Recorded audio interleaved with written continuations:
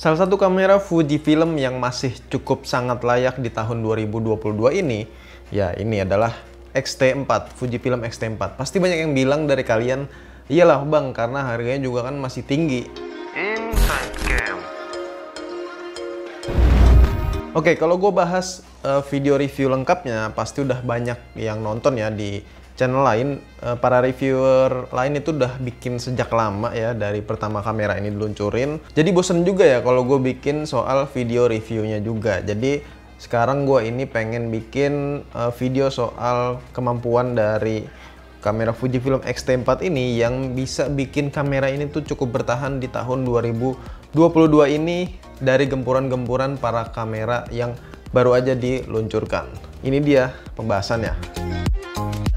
Kalau dari segi harga, kamera ini atau Fujifilm X-T4 ini sebenarnya setara kamera full frame ya. Kamera hybrid Fujifilm X-T4 sendiri untuk tahun 2022 ini dibanderol sekitar 23 jutaan untuk body only-nya ya, belum sama lensanya. Nah, lantas hal apakah yang membuat kamera Fujifilm X-T4 ini cukup layak di tahun 2022 ini? Jawabannya banyak. Pertama, kita bahas sensornya dulu. Menggunakan sensor 26,1 MP APS-C X-Trans CMOS 4 dengan cleaning system ultrasonic vibration.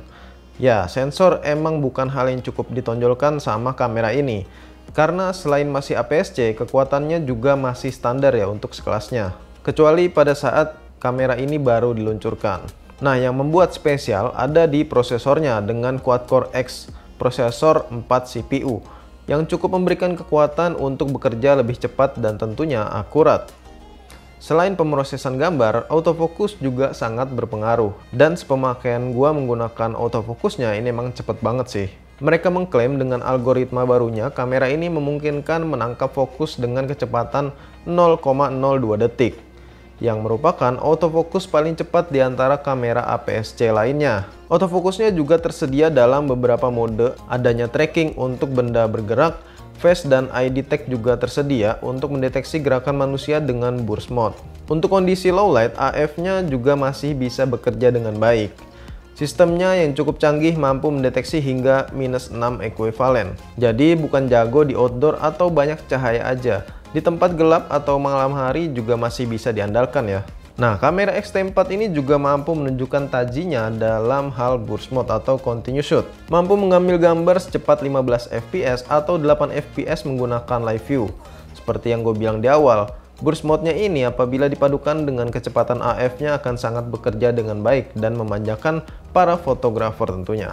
Bukan hanya di fotografinya aja, videografinya juga bisa dimanfaatkan sebaik mungkin.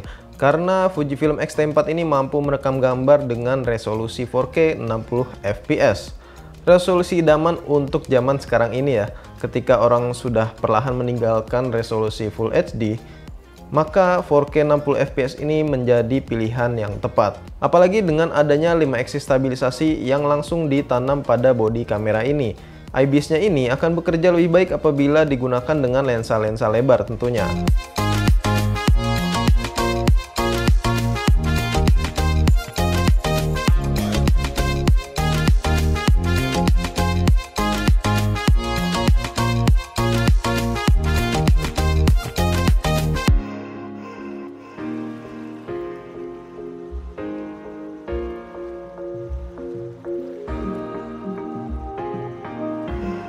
Weather resistance juga menjadi pertimbangan. Kamera ini masih sangat layak di tahun ini karena emang nggak banyak ya kamera lain menerapkannya. Dengan ketahanan cuaca di 63 poin, kamera ini mampu bertahan dalam kondisi debu atau lembab sekalipun.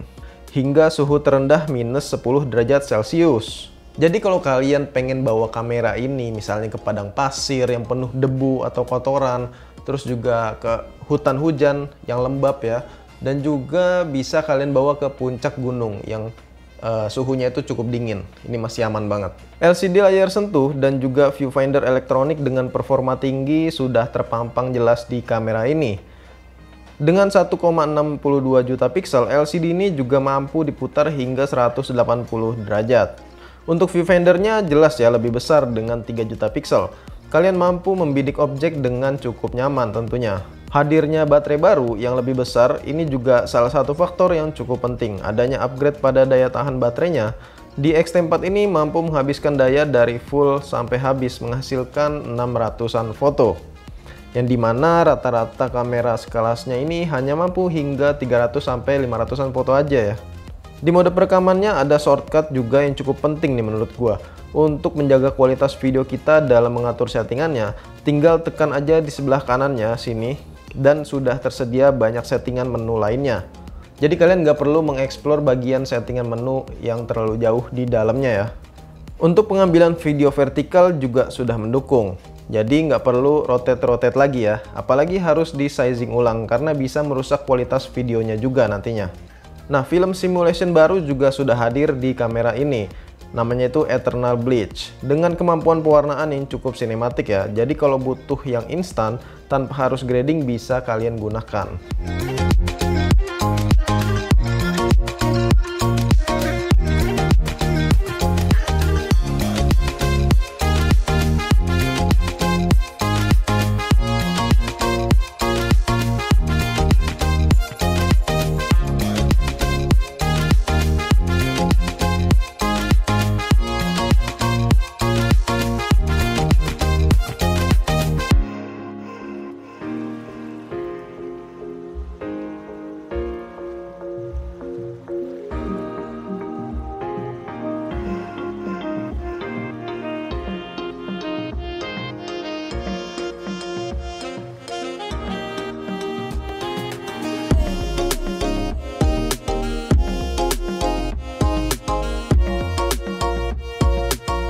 Nah, sejauh ini kamera Fujifilm X-T4 ini adalah kamera Fujifilm yang paling nyaman ketika gua gunakan. So, gimana menurut kalian dengan kamera Fujifilm X-T4 ini? Kalau untuk harga yang setara sih sebenarnya cukup banyak ya pilihannya.